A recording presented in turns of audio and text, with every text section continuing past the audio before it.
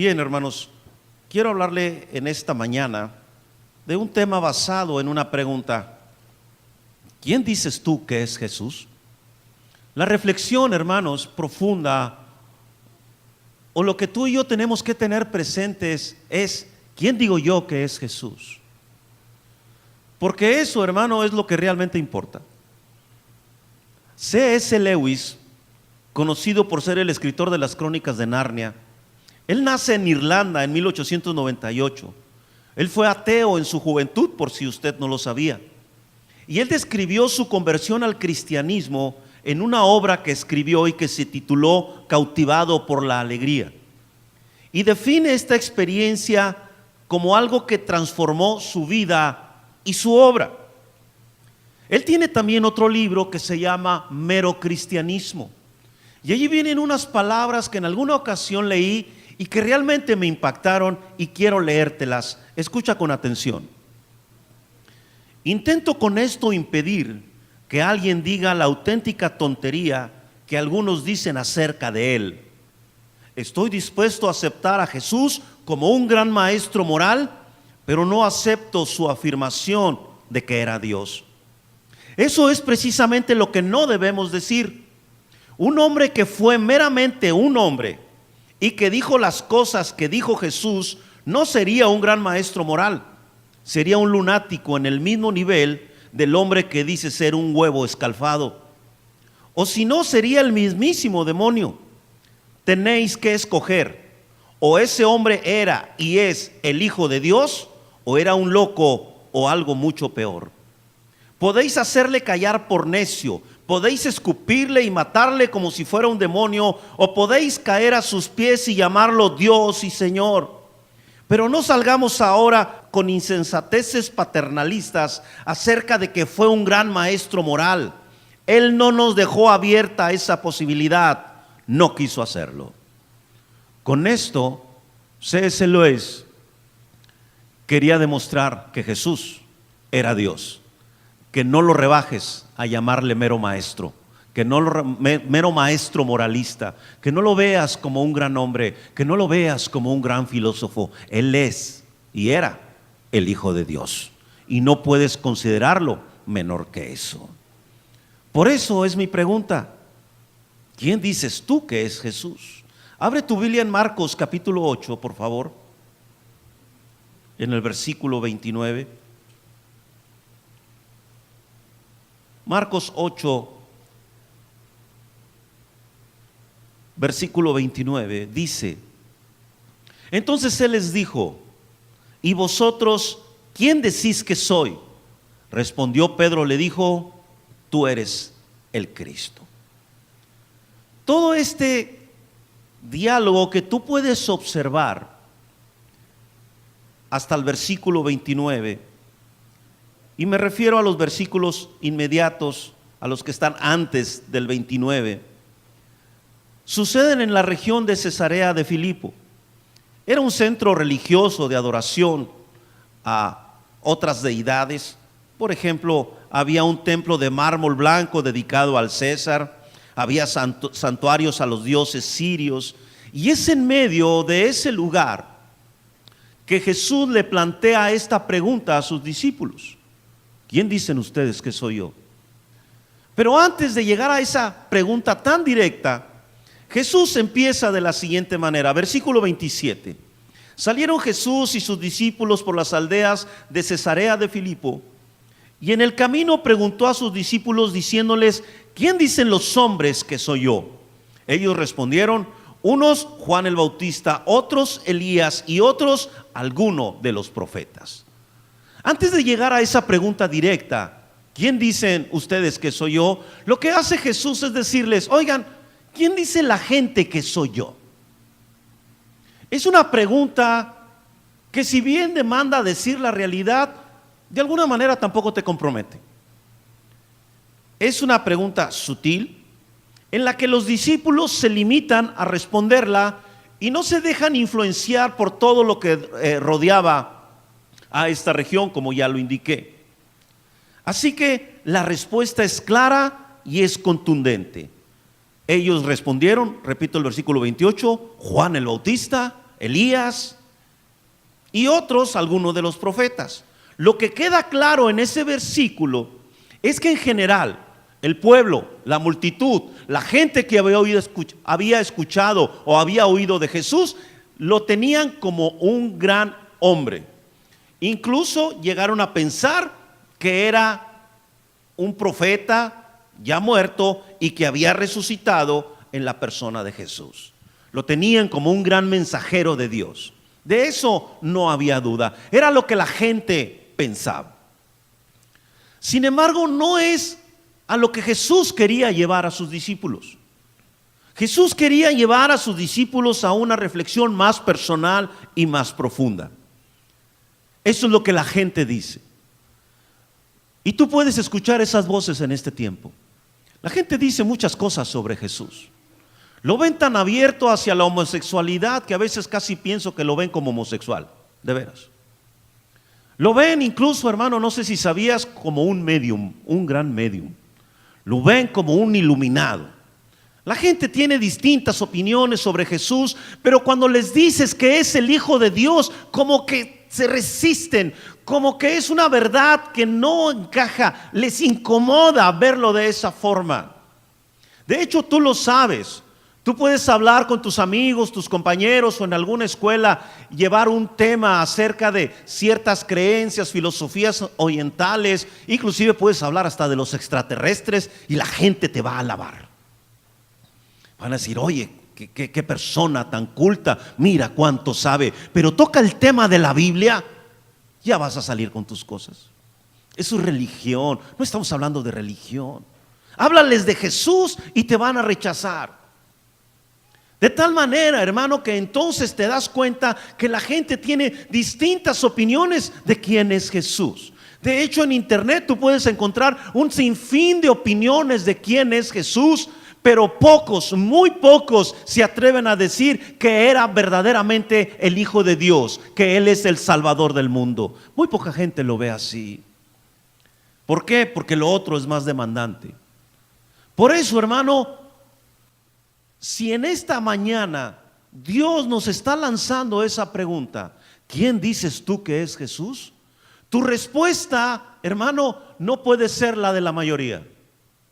Tu respuesta no puede ser algo aprendido, tiene que nacer de algo más profundo. De hecho, en el versículo 29, que es donde viene la pregunta y que Pedro la responde, resulta muy interesante. Porque Pedro dice de una manera clara, concreta y objetiva una verdad. Tú eres el Cristo. Eso quiere decir, tú eres el que estábamos esperando. Tú eres el Mesías prometido. Tú eres el Hijo de Dios. Si tú lees Juan capítulo 6, versículos 68 y 69, y quiero que abras ahí tu Biblia, por favor. Juan 6, 68 y 69. Pedro dice estas palabras. Le respondió Simón Pedro: Señor, ¿a quién iremos?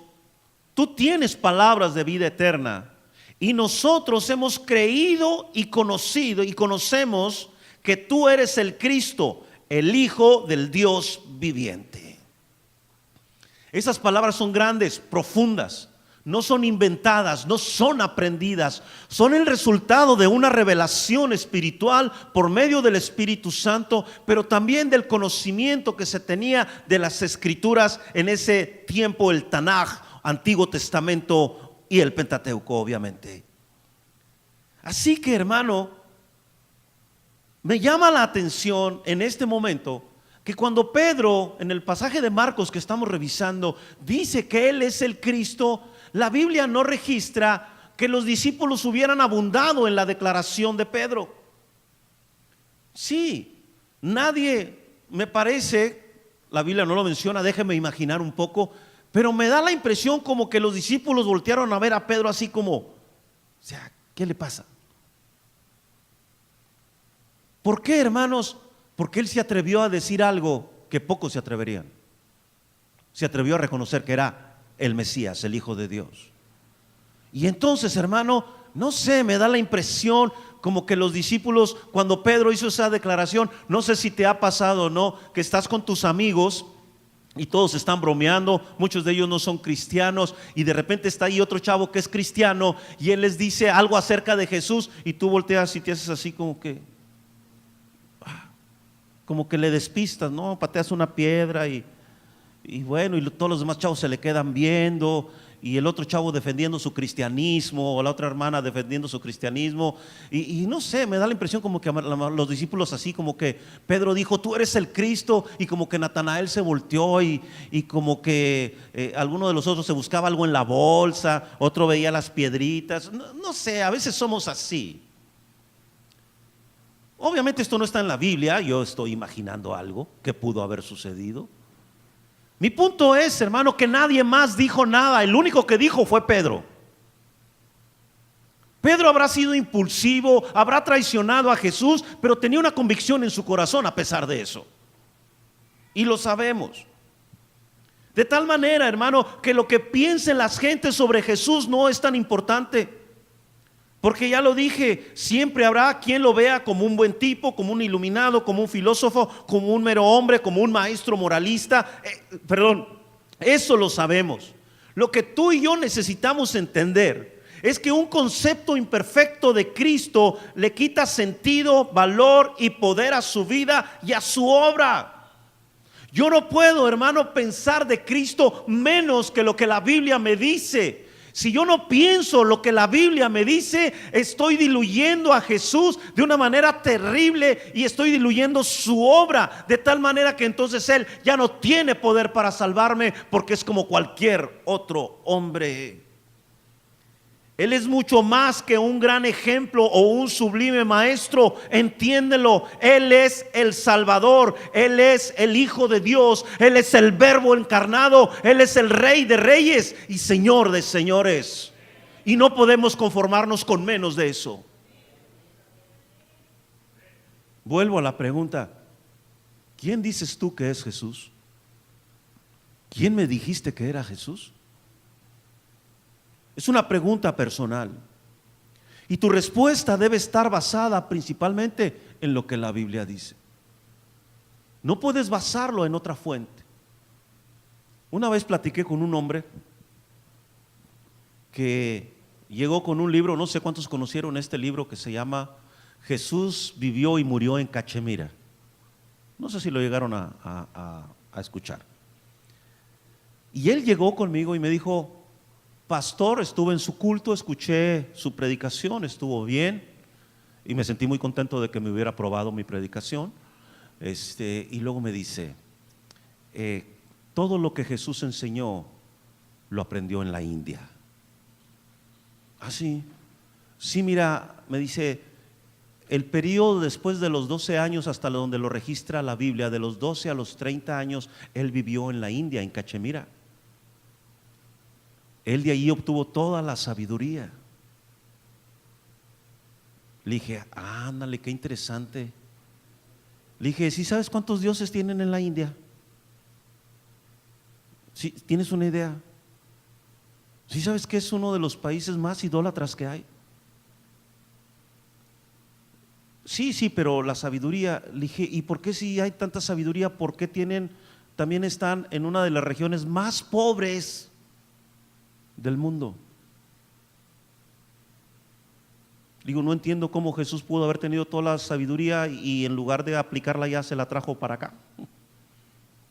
No, es que mire, pastor, hay que comprender ciertas cosas y total, ahí salió con algunas situaciones raras.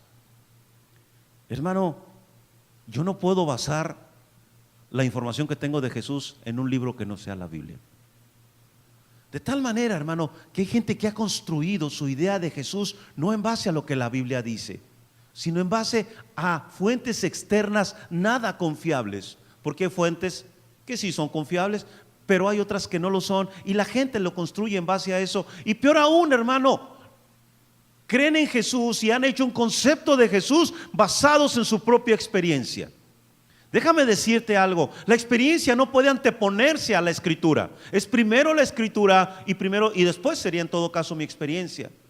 Pero yo no puedo modelar quién es Jesús en base a lo que yo siento o en base a lo que yo pienso. Yo pienso que Jesús nos acepta a todos. No, sí es cierto, pero es santo. ¿Sí comprendes? O sea, Él acepta al pecador, eso es cierto, pero le manda arrepentimiento, porque Él es un Dios santo.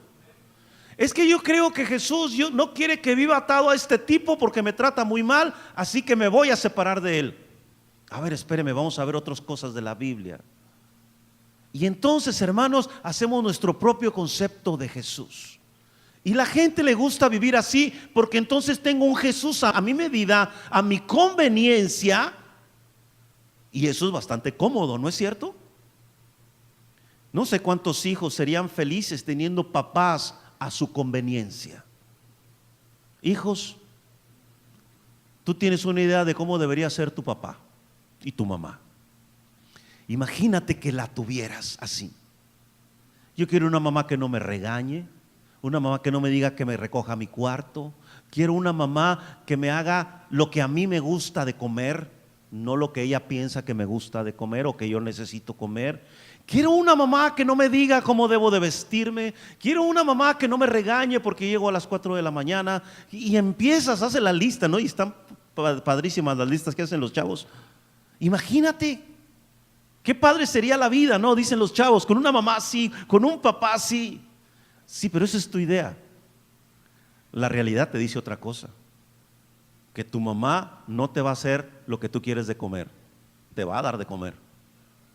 Que no te va a dejar llegar a las 4 de la mañana. Te va a poner otra hora, mucho antes que esa. De tal manera, hermano, que por qué el ser humano busca cosas a su conveniencia, repito, porque son liberadoras, no me exigen. Pero si yo me encuentro con un Jesús, el que habla la Escritura, que sí es amor, que sí es perdón, que es todo lo que nos han enseñado en las iglesias, pero nunca olvidemos que Él es santo y que Él es justo. Y eso también debería darme gozo. Así que, hermano, ¿quién dices tú que es Jesús? Un verdadero creyente es aquel que está dispuesto a expresar sus convicciones a pesar de la opinión popular y de manifestar abiertamente una convicción que es contraria a la de las masas. Un verdadero creyente. ¿Quién es Jesús? Déjame decirte quién es Jesús. Y empiezas y tomas pasajes de la Biblia. La Biblia dice que Jesús es, y tomas y haces una lista maravillosa. Ahora, hermano, si la experiencia nos ayuda un poco, no es tan determinante como la Biblia, pero nos ayuda. ¿No sabemos acaso que Él nos ama? ¿Que Él nos perdona? ¿No sabemos acaso que Él nos sostiene? ¿Que Él es nuestra fortaleza? ¿Que Él es nuestro refugio? A la luz de todo lo que nos ha bendecido, de cómo Él ha actuado a nuestro favor, nosotros tenemos una idea de quién es Dios. Pero nada se compara con lo que la Escritura dice. Nada. Por eso yo tengo que ir ahí y encontrar y saber quién es Jesús, para que la próxima vez que me pregunten o me cuestionen quién es Jesús, yo tenga una respuesta. Y es la segunda cosa que quiero hablarte. Esta es la segunda cosa. Jesús se llama a sí mismo Hijo de Hombre. No sé si lo habías notado en la Biblia. ¿Sabes que este título aparece 82 veces en los 4 evangelios? Hijo de Hombre. ¿Y de dónde es tomado? Déjame enseñarte lo que dice Daniel. Abre ahí tu Biblia. Daniel capítulo 7, versículos 13 y 14, que dicen así: miraba yo en la visión de la noche, y he aquí con las nubes del cielo venía uno como un hijo de hombre, que vino hasta el anciano de días y le hicieron acercarse delante de él. Y escucha esto: y le fue dado dominio, gloria y reino, para que todos los pueblos, naciones y lenguas le sirvieran. Su dominio es dominio eterno, que nunca pasará, y su reino uno, que no será destruido. Lo que Jesús está diciendo al llamarse Hijo de Hombre, está diciendo: de ese que habla Daniel soy yo, a ese que se le dio dominio, a ese que se le dio reino, a ese que le van a servir todos los pueblos, naciones y lenguas. Ese, escúchenme, dice Jesús, soy yo. Y no dijo Jesús o no hizo Jesús las siguientes afirmaciones. Escucha, yo soy la luz del mundo, yo soy el pan de vida, yo soy la resurrección y la vida, yo soy el camino y la verdad y la vida. Y él también llegó a decir, antes que Abraham fuese, yo soy. ¿Sabes que al atribuirse el título de yo soy, está diciendo que es igual a Dios? Está diciendo que es Dios mismo. El que en mí cree, dijo también, no tendrá sed jamás. Y también dijo, tú lo sabes, venid a mí todos los que estáis cansados y cargados, y yo ¿qué? Los haré descansar. Y fue también el que le dijo a aquella mujer y a otros tantos palabras similares a estas: tus pecados te son perdonados. ¿Y quién puede perdonar pecados sino solo Dios?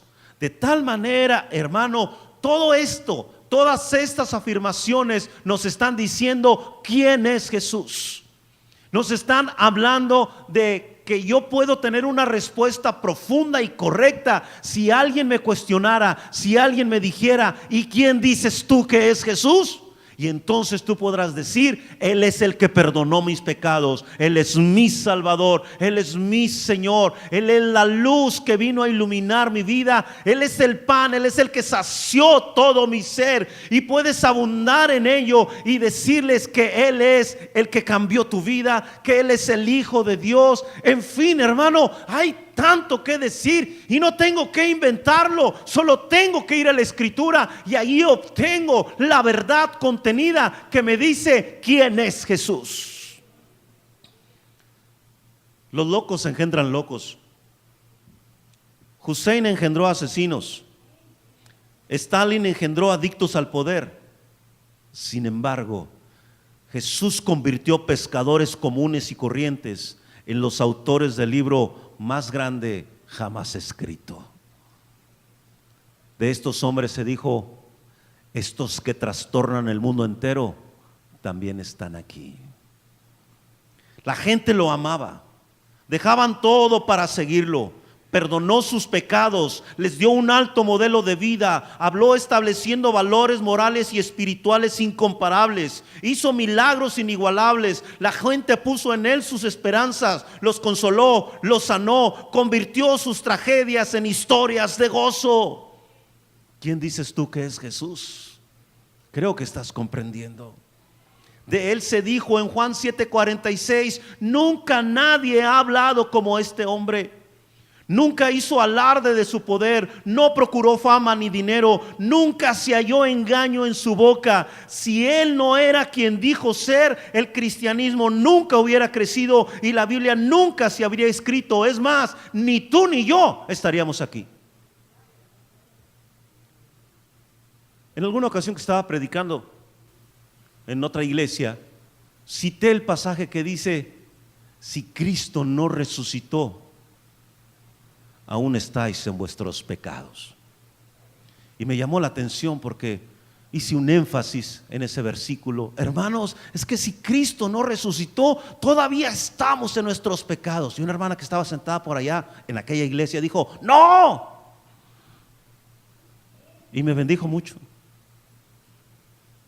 Porque imagínate, hermano, que tus pecados no estuvieran perdonados.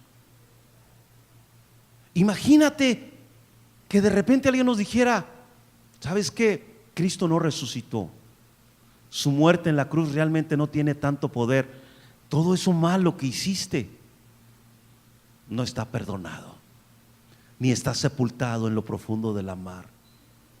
¿Cómo te sentirías?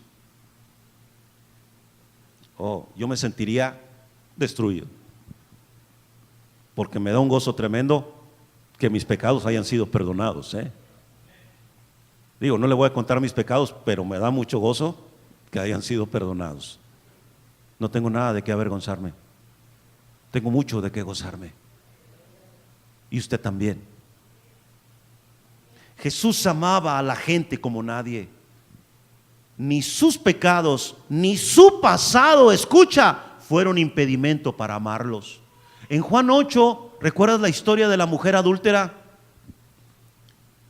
¿Sí sabes que en esa historia el único que pudo haber tirado la piedra era Jesús? Porque Jesús dijo: el que esté sin pecado tire la primera piedra. Y nadie lo hizo porque todos tenían pecado, pero él pudo haberla tirado porque él no tenía pecado. Pero ¿qué hizo Jesús? ¿Dónde están los que te condenaban? ¿Alguno te condenó? Dijo: no, Señor. Bueno, entonces vete y no peques más. ¿Sabes qué es lo impresionante de esa narración? Que Jesús no le preguntó si estaba arrepentida, la perdonó, porque tiene el poder para hacerlo. Y le dijo: estás perdonada, pero apártate de tu pecado. Eso es amor. ¿Recuerdas la historia de Zaqueo? Esa historia viene en Lucas 19, es maravillosa. Zaqueo era de lo peor. Diríamos en nuestro lenguaje coloquial popular mexicano, era un tranza. Cobraba impuestos y se quedaba con una buena tajada. Era un tipo rico, pero era bajito de estatura, ¿recuerdas? ¿Sí? Los que éramos niños desde la escuela dominical, ¿te acuerdas del cantito, verdad? Zaqueo era pequeñito así. Bueno, el caso es que me impresiona. Yo quiero que te imagines la escena. Mira, Zaqueo quiere verlo, pero es muy pequeñito, así que se sube a un árbol, a un sicómoro. Se sube para ver a Jesús. Hay una multitud siguiendo a Jesús. Y de todos esos que estaban ahí, voltea y ve a Zaqueo y le dice: Zaqueo, quiero ir a tu casa. Y yo no sé, a lo mejor si yo hubiera estado ahí: Señor, acá, voltea acá. Ese tipo es un pecador. Ese nos ha transeado a todos, Señor. Pero mira, no somos tan malos como él, chécate. Pero escogió a Zaqueo. Y fue a su casa. Y Zaqueo se arrepintió. Puedo decir que Zaqueo se convirtió. Y sabes que tuvo un cambio radical. ¿Sabes qué? Voy a dar la mitad de mis bienes a los pobres, y a los que defraudé se los voy a regresar. ¿Cuánto? ¿Se acuerda? Cuadruplicado. Vaya que tenía dinero y vaya que había estafado, ¿no? Ese es Jesús. Y te cito una historia más, la de Juan capítulo 4. Una mujer a la que Jesús cuestiona y le dice: ya ven y llama a tu marido. No tengo marido. Bien has dicho, porque 5 maridos has tenido y el que ahora tienes no es tu marido. Pero con eso no le estaba reclamando, le estaba diciendo: es cierto, eso es lo que eres, pero yo puedo cambiar tu vida. No salió corriendo después la muchacha y dijo: oigan, vengan, aquí está uno que me dijo todo lo que he hecho, y lo implícito es esto, y no me reclamó nada, me perdonó, me amó. Vengan y escúchenlo, Él es el Mesías. ¿Quién dices tú que es Jesús? Creo que estás comprendiendo.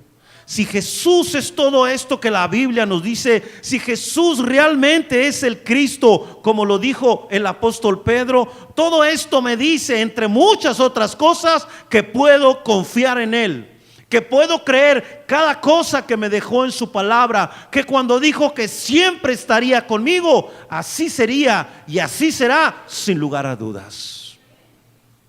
¿Quién dices tú que es Jesús? Vuelve un poco a Juan capítulo 6. Juan capítulo 6. En ese pasaje que leímos del versículo 69. Quiero que entiendas algo maravilloso que está ahí. Mira lo que dice el 67. Dijo entonces Jesús a los 12: ¿queréis acaso iros también vosotros? ¿Qué era lo que estaba pasando? Si tú lees el 66, te das cuenta que muchos de sus discípulos lo abandonaron, o sea, muchos de sus seguidores se fueron. ¿Por qué? Porque en el contexto de ese capítulo 6, Jesús los desafió a algo. Si no comes mi carne y bebes mi sangre, no puedes ser mi discípulo. No está hablando literalmente, porque eso sería contrario a las cosas que nos establece el Antiguo Testamento. Por lo tanto, no pueden ser tomados literalmente. Pero al hablar de esta manera, es una figura de dicción para decirnos que si no estás completamente inmerso con Él, si no estás realmente comprometido con Él en espíritu, alma y cuerpo, que si no lo has experimentado en tu ser interior, no puedes ser su discípulo. Entonces, cuando le dijo esto a la gente se sintió mal, la gente se molestó, la gente como que dijo: ay, esto es demasiado, es mucho compromiso. Y los discípulos van y de alguna manera le dicen: oye, Jesús, se está yendo la gente.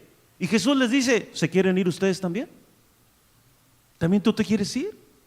¿Quieren ser igual que todos los demás? Jesús no estaba interesado en las masas, Él no quería tener una mega iglesia.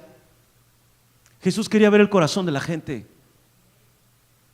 Y entonces, hermanos, es cuando Pedro levanta la voz y dice algo maravilloso: Señor, ¿a quién iremos?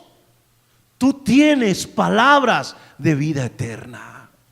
Esa tiene que ser tu convicción y la mía. ¿Sabes qué? ¿A quién puedo ir? Si lo abandono, si le doy la espalda, si lo dejo, ¿quién va a poder hablarme como Él habla? ¿Quién va a poder dirigirme como Él dirige? ¿Quién va a poder tocar mi vida como solo Él puede tocarla? ¿Quién va a poder amarme como Él me ama? ¿Quién va a dirigirme como solo Él puede dirigirme? Señor, necesito de ti, no quiero a nadie más. Quiero que entiendas algo, hermano. Así que, Señor, en esta mañana nos alegramos y nos gozamos de que sí sabemos quién es Jesús, de que como Pedro podemos decir: tú eres el Cristo. De que, Señor, podemos decir: tú eres mi Salvador, tú eres el Hijo de Dios, tú eres todo y más de lo que siempre necesité. Tú eres mi fortaleza, Señor, tú eres mi buen pastor, tú eres el pan de vida para mí, Señor. Hay tanto que podemos responder y tanto que podemos decir, Señor. Ayúdanos a decirlo, ayúdanos a proclamarlo. Ayúdanos a que nuestra vida, Señor, sea una proclamación gloriosa y preciosa de una respuesta a esa pregunta: ¿quién dices tú que es Jesús? Señor, y en ello la gloria y la honra serán para ti. Quiero que mi vida, Señor, refleje quién es Cristo. Que esta iglesia, Señor, al salir de aquí y esparcirse cada uno a su lugar, Señor, a su casa, o quizás a convivir con familia y amigos, a donde quiera que vayan, Señor, ellos sean la respuesta a la pregunta: ¿quién dices tú que es Jesús? Y que cuando abran su boca tú la llenes y ellos puedan proclamar sin temor que Jesús es su Salvador, para gloria del Padre. Señor, nos hemos gozado al estar aquí. Nos deleitamos, Señor. Hay gran alegría en nuestros corazones. Es un deleite santo y maravilloso poder escuchar tu palabra y alabar tu nombre. La gloria y la honra son para Jesucristo, nuestro Señor, nuestro Salvador, el Hijo de Dios, el Mesías prometido, el Verbo encarnado, la luz del mundo, el pan de vida, la puerta por la que entran las ovejas. Tú, Señor, eres todo para nosotros. En tu nombre oramos. Amén, Señor, y amén.